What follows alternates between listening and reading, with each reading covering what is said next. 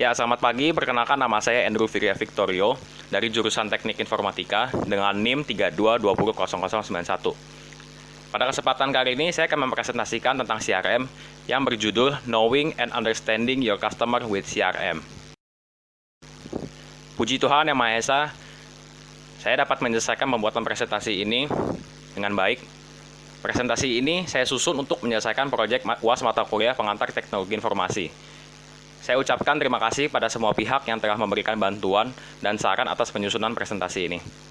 Saya masih menyadari masih banyak kekurangan dalam penyusunan presentasi ini. Untuk itu, saya mengharapkan saran dan masukan untuk perbaikan ke depannya lagi. Semoga presentasi kali ini membawa manfaat bagi penulis ataupun yang membaca. Latar belakang yaitu perusahaan telah merubah pola dalam berbisnis. Pada tahun 1970-an, para pelaku bisnis menitik beratkan pada manajemen finance, yang mana semua pengaturan keuangan dititik beratkan di pusat keuangan, semua adalah jantung dari perusahaan. Kemudian pada tahun 1980-an, semua dititik beratkan pada proses redesign perusahaan. Kemudian lanjut pada tahun 1990-an, menitik beratkan terhadap ERP atau Enterprise Resource Planning. Kemudian pada saat sekarang ini, pelaku bisnis sudah mulai beralih kepada CRM atau Customer Relationship Management. Perusahaan diharuskan membangun hubungan erat dengan konsumennya. Tujuannya untuk apa? Memungkinkan membangun hubungan yang erat dengan konsumennya melalui teknologi dan analisa agar mengenal lebih dalam si customer tersebut. CRM adalah strategi manajemen hubungan pelanggan yang bertujuan untuk mengelola hubungan dengan pelanggan ataupun calon pelanggan. Kemudian mengumpulkan semua data pelanggan, kemudian direkam aktivitas tenaga penjual dalam berhubungan dengan pelanggan. CRM termasuk bagian dari ERP. CRM juga merupakan suatu sistem front office, yaitu yang artinya dia termasuk dari penjualan, pemasaran, layanan, maupun pelanggan. Kemudian, bagaimana cara kerjanya CRM?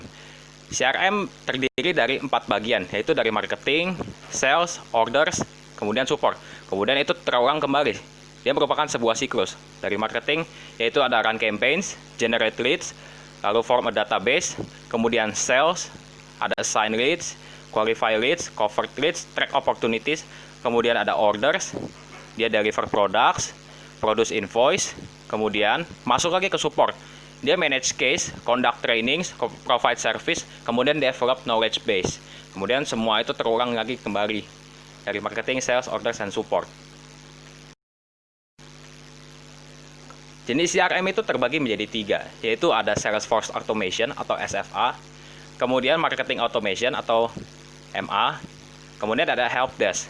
SFA sendiri terdiri dari Lead Management, Task Management, Data Bank Management, App Management, dan Project Management. Kenapa di zaman sekarang ini kita perlu menggunakan CRM? Di zaman yang udah serba digital ini, kebutuhan CRM akan terus meningkat untuk meningkatkan keefisienan dan produktivitas penjualan. Tidak bisa dipungkiri bahwa CRM akan menjadi suatu kebutuhan untuk menjalankan kegiatan bisnis yang semakin besar. CRM dapat membantu untuk mendapatkan pelanggan baru dan mempertahankan pelanggan yang sudah ada sebelumnya. Software CRM membantu memprioritaskan penjualan dan pemasaran. Dan kemudian, dia mengetahui apa saja keinginan customer supaya lebih akurat dan lebih tepat sasaran. Tidak mungkin seperti kalau orang botak, misalnya dia belanja di tempat perusahaan kita, orang botak tersebut tidak mungkin kita akan memberikan sisir gratis. Karena kenapa? Tidak mungkin bisa dipakai oleh si orang botak tersebut. Begitulah untuk contoh penerapan CRM.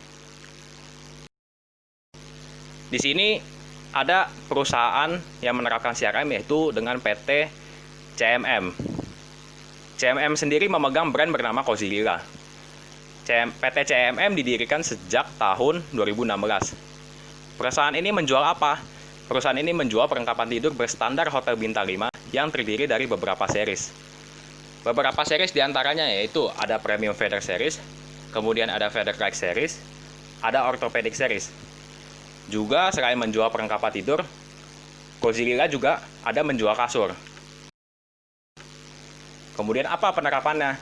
PT CMM menerapkan CRM berupa SFA yang terdiri dari Database Management, Fleet Management, dan Opportunity Management. Database manajemen yaitu menyimpan informasi tertentu sebelum menjadi lead. Maksudnya bagaimana dia menyimpan informasi tertentu sebelum menjadi lead supaya data semua disimpan, dikelola, difilter agar menjadi lead. Agar supaya juga tidak terjadi cost yang tinggi oleh pihak salesperson ketika follow up lead. Kemudian lead management. Lead management adalah data tentang seseorang atau perwakilan dari perusahaan yang diperoleh dari pameran, seminar, website, atau iklan dan promosi yang dilakukan oleh perusahaan tersebut. Fiturnya ada apa saja? Ada contact information, lead source, lead status, kemudian ada assign to, dan industrinya apa. Benefit dari melakukan lead management adalah memanfaatkan secara maksimal setiap lead yang diperoleh oleh perusahaan.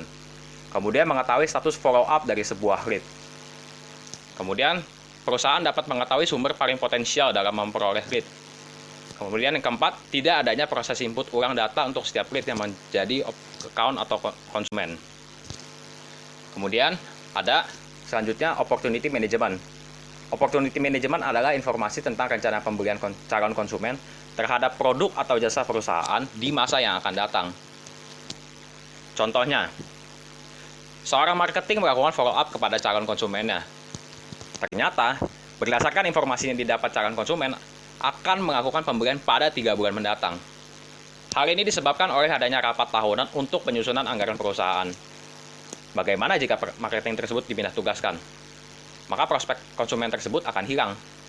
Hal ini dapat diatasi dengan menerapkan CRM, di mana prospek konsumen tersebut akan tetap tersimpan dan dapat diteruskan oleh marketing lainnya untuk segera ditindaklanjuti. Perusahaan tidak akan kehilangan prospek konsumennya, sehingga dapat melakukan analisa atau forecast terhadap penjualan 3 bulan yang akan datang. Kemudian fiturnya ada apa saja? Ada fitur type, tipe, existing business atau new business. Kemudian amount. Kemudian lagi ada expected close date. Keempat, next step. Kelima ada sales stage. Ada prospecting, close won atau close loss. Kemudian ada probability dalam persentase. Kemudian ada assign to yang ditujukan pada user, admin, atau lainnya. Benefitnya apa? Informasi yang penting yang berhubungan dengan rencana pembelian konsumen tidak hilang. Kemudian bisa di forecast, yang dimana kita bisa melihat peluang bisnis di masa depan. Saya akan menjelaskan tentang kelebihan dan kekurangan menggunakan CRM. Oke. CRM mungkin memang bagus, tetapi pasti semua pasti ada kelebihan dan kekurangan karena tidak ada yang sempurna. Kelebihannya apa aja? Kelebihannya yaitu semua yang diperlukan ada di satu tempat. Jadi tidak perlu mencari di mana-mana berantakan, data berceceran di mana-mana. Itu sangat menyulitkan. Kemudian CRM adalah solusi yang dapat diukur. Dapat diukur seperti apa? Yaitu berupa persentase seperti tadi opportunity management. Dia dapat diukur, nanti customer ini akan melakukan pembelian dalam 3 bulan ke depan. Persentase pembeliannya berapa persen, itu bisa diukur.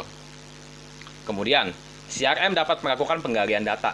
Jadi CRM itu semua ditampung dalam sebuah database, semua data-data informasi tentang calon konsumen, prospek manajemen, lead management, opportunity, semuanya dapat ditampung, kemudian dapat digali kapan saja.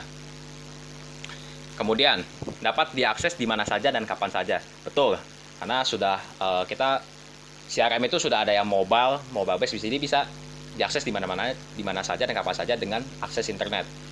Kemudian mempercepat proses dealing.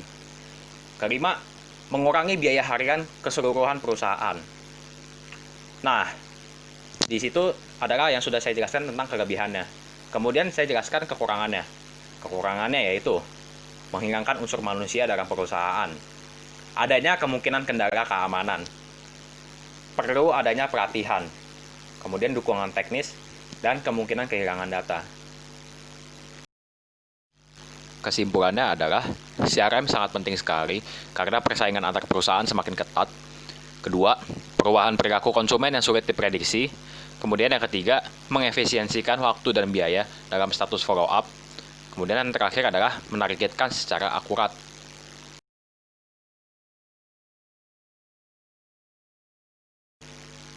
Baik, itu saja presentasi dari saya tentang CRM kali ini. Mohon maaf jika ada salah kata atau presentasi saya kurang baik. Terima kasih telah memperhatikan. Sampai jumpa.